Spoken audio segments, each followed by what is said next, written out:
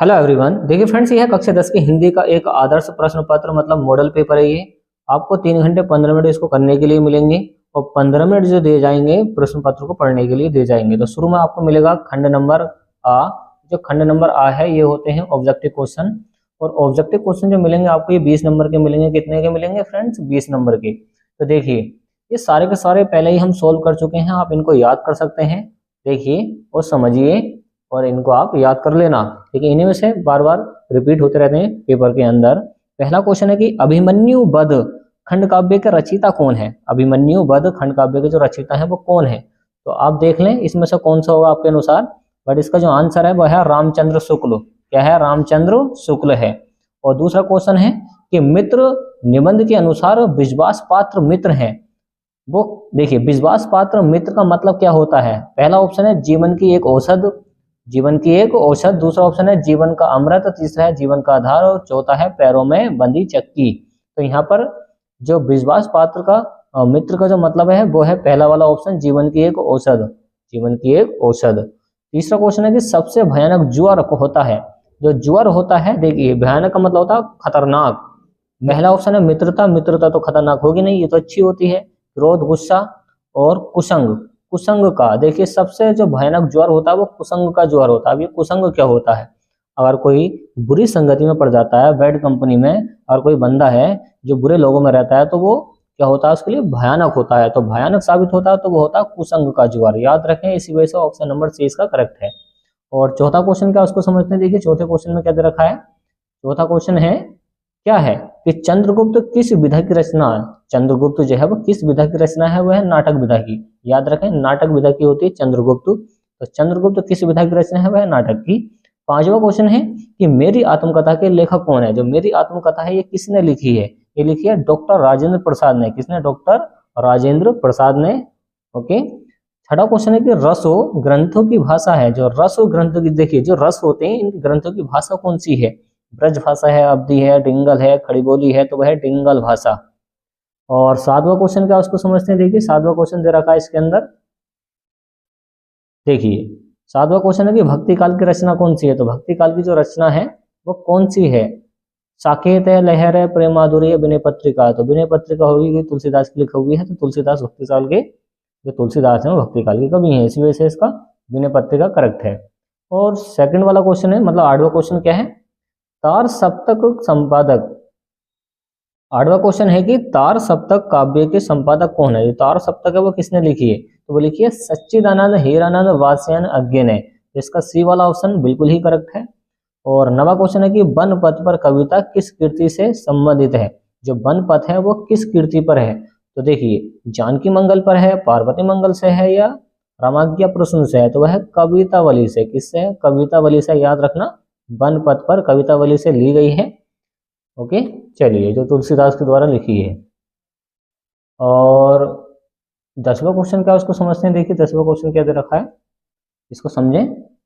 बिहारी की काव्य शैली है। जो बिहारी थे वो कौन सी काव्य शैली में अपनी बातें करते थे? तो वो थी मुक्तक, प्रबंध, खंड काव्य, ये सभी मुक्तक भाषा थी। याद रखें बिहारी की जो भाषा थी वो मुक्तक थी।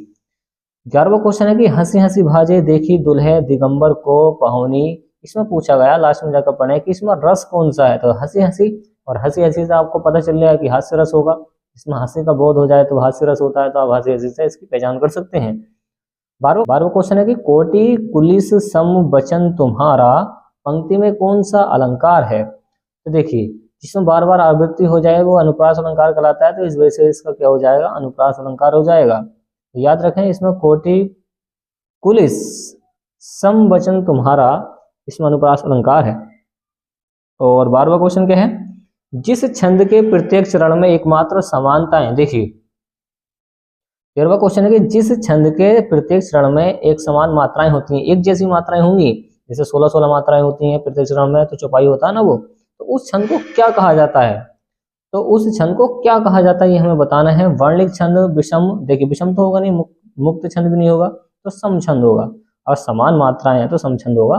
थोड़ा ऐसी आइडिया लगा लो। और नेक्स्ट वाला क्वेश्चन पढ़ते हैं। देखिए नेक्स्ट वाला क्वेश्चन नंबर 14 क्या है उसको देखिए आप। देखिए अनंत शब्द में कौन सा उपसर्ग है। देखिए एक ऐसा वर्ड जो शुरू में आए और जिससे वो मिलके वर्ड बने, तो अनंत में अन प्लस अंत अनंत हो जाएगा, तो इसका बी वाला करेक्ट होगा क्योंकि इसमें आधा ना आएगा।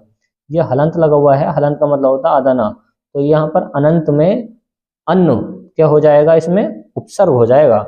15 क्वेश्चन क्या है उसको समझे। क्या है 15 क्वेश्चन की पूर्व पद संख्यावाचक होता है, जो पहला पद है वो संख्यावाचक होता है। तो तत्पुरुष समास होता है, कर्मधारय होता है, द्विगु समास होता है। तो द्विगु समास जिसमें गिनती हो जाए उसको संख्यावाचक कहते हैं ना। देखिए द्विगु समास में क्या होता है, संख्या का बोध होता है, तो द्विगु समास हो जाएगा इसके अंदर। 16वां क्वेश्चन क्या है कि शिकारी का बाण हिरण को लगा। अब ये बाण जो है इसका हमें पर्यायवाची बताना है। बाण क्या होता है, तीर, तो तीर को हम शर भी कहते हैं, याद रखें, शर भी कहते हैं तीर को, याद रखें, बाण को शर भी कहते हैं। और 17वां क्वेश्चन क्या है उसको समझते हैं। देखिए 17वां क्वेश्चन दे रखा है, युष्मद शब्द का सप्तमी विभक्ति एक वचन बताना है। इसमें क्या बताना, सप्तमी विभक्ति एक वचन। तो सप्तमी विभक्ति क्या होगी, इसमें होगी त्वयी। सी वाला ऑप्शन इसका करेक्ट होगा, त्वयी। जो त्वयी है इसमें सप्तमी विभक्ति है और एक वचन है। और 18वां क्वेश्चन क्या है, जिस वाक्य में एक प्रधान उपवाक्य और अन्य आश्रित उपवाक्य हों, एक क्या होगा, प्रधान उपवाक्य होगा और एक होगा अन्य आश्रित उपवाक्य, उसको बोलते हैं मिश्र वाक्य। याद रखें, एक प्रधान उपवाक्य होगा जो मेन वर्ड होगा उसके अंदर, एक आश्रित जिस पर वो आधारित होगा जो वाक्य होगा वो आश्रित वाक्य होगा, तो वो होगा टोटल मिलाकर दोनों को जोड़कर कहलाएगा मिश्र वाक्य। तो इस तरीके के इसके ऑब्जेक्टिव क्वेश्चन आ रखे हैं। देखिए 18 कर चुके हैं और नेक्स्ट वाले पढ़ते हैं। नेक्स्ट वाले कौन कौन से आ रखे हैं इस मॉडल पेपर में, इसको समझते हैं। चलिए 19वां क्वेश्चन क्या है कि जब वाक्यों में भाव की प्रधानता होती है, भाव की, तब वाच्य होता है। जो वाच्य है वो कैसा होगा, वो होगा आपका भाववाच्य। सिंपल सी बात ये है कि जब वाक्य में भाव दिखाई दे तो भाववाच्य तो होगा ना, तो इसका भी वाला इसी वजह से करेक्ट हो जाएगा। तस्में तद शब्द के किस विभक्ति और वचन से संबंधित है। ये तस्में, जिसमें तस्में देखिए ऊपर क्या आ गई, डबल मात्रा आ गई। अगर डबल मात्रा आ जाती है तो वो होती है चतुर्थी विभक्ति। क्या होती है, चतुर्थी। तो चतुर्थी बी वाले में ही है और कोई इसमें है नहीं, तो चतुर्थी विभक्ति एक वचन का कहलाएगा तस्में। इसमें क्या आ गई, ये अगर ये मात्रा आ जाती है ये वाली एक ही बड़े एक ही, तो क्या होती है, चतुर्थी विभक्ति होती है, याद रखना। देखिए 20 नंबर के हम ऑब्जेक्टिव क्वेश्चन कर चुके हैं। अब देखिए आप खंड नंबर ख में क्या आएगा, खंड नंबर 52 में वर्णात्मक प्रश्न दे रखे हैं। वर्णात्मक का मतलब होता है इसमें आपको थ्योरी लिखकर समझाना होता है। वो ऑब्जेक्टिव क्वेश्चन थे केवल गोले काले करने थे, अब इसमें क्या करना आपको लिखित रूप में लिख कर देना है। तो क्वेश्चन है ये गद्यांश पर आधारित, ये मिलेगा आपको 6 नंबर का कि निम्नलिखित गद्यांशों में से किसी एक पर आधारित प्रश्नों के उत्तर दीजिए। जैसे इसमें पैसेज आ रखा है कि पहले पहाड़ काटकर उसे खोखला कर दिया, फिर उसमें सुंदर भवन बना लिया। तो इस तरीके से इसमें दे रखा है। अगर इस टाइप का ये सब पहाड़ काटा आ जाए या फिर इसमें सब पहाड़ कोई बढ़ आ जाए, पहाड़ तो वो अजंता पाठ से लिया गया है, ये याद रखना। इसकी पहचान क्या है, इसमें पहाड़ आ जाए वो अजंता चैप्टर से लिया गया है।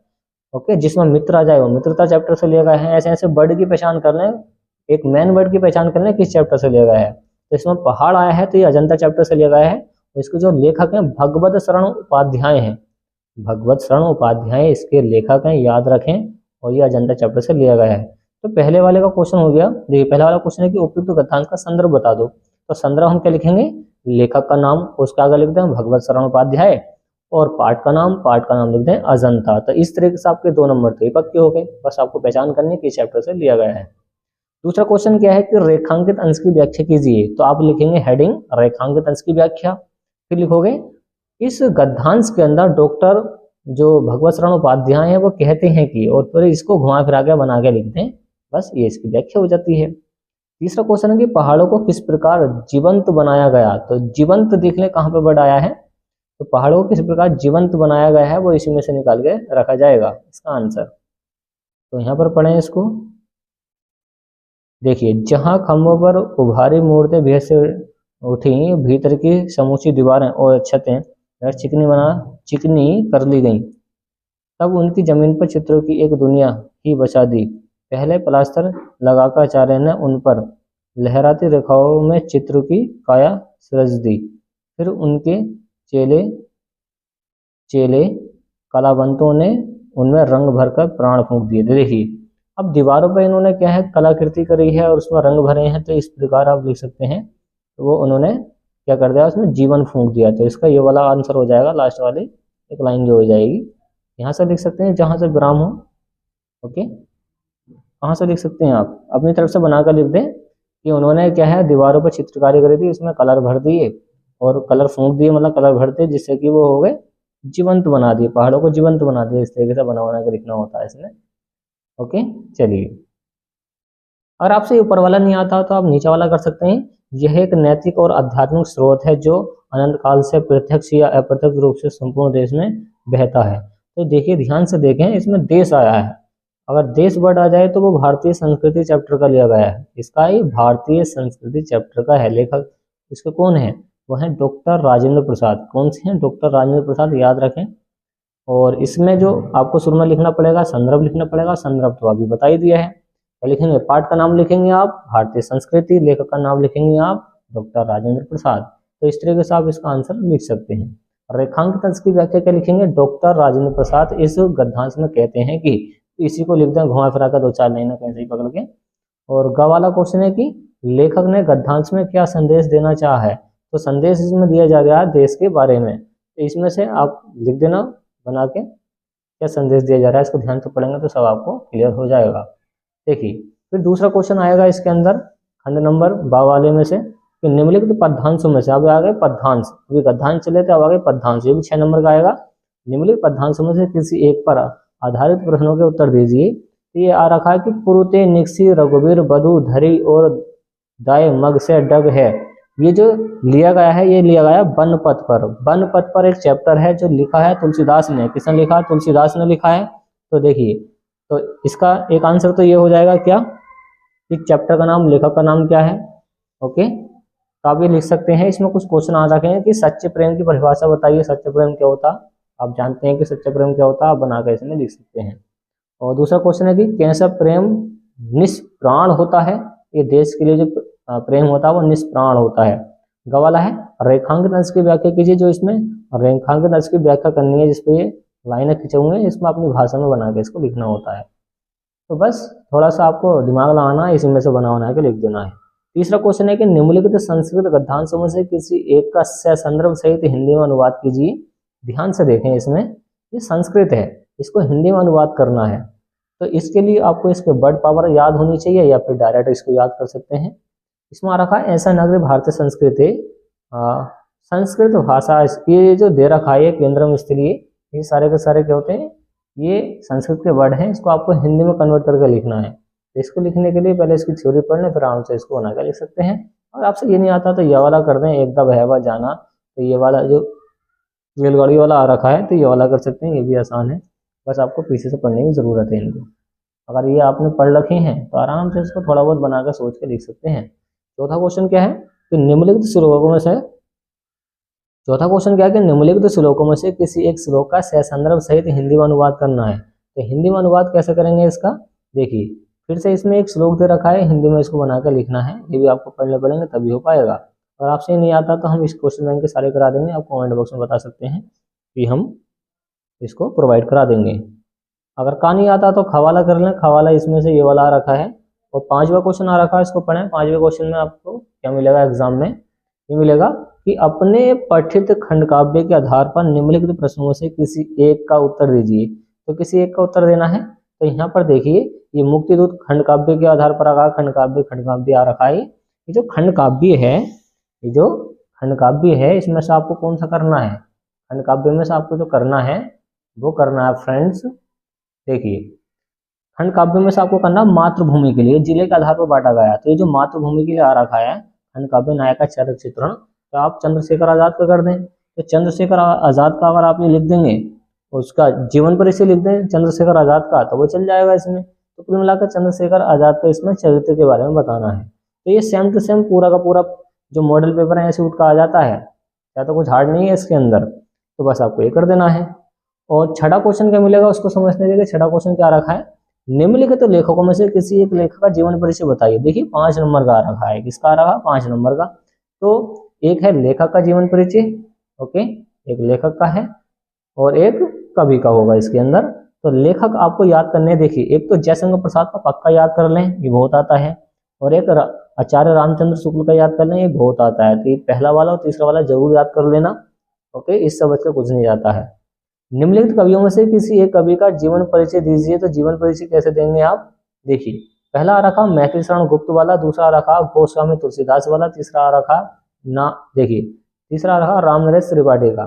तो गोस्वामी तुलसीदास वाला बहुत आता है इसमें से, आप देखिए तो गोस्वामी तुलसीदास है, एक सूरदास है, ये तो पक्के दोनों याद होने चाहिए, बोर्ड एग्जाम में 100% आते हैं।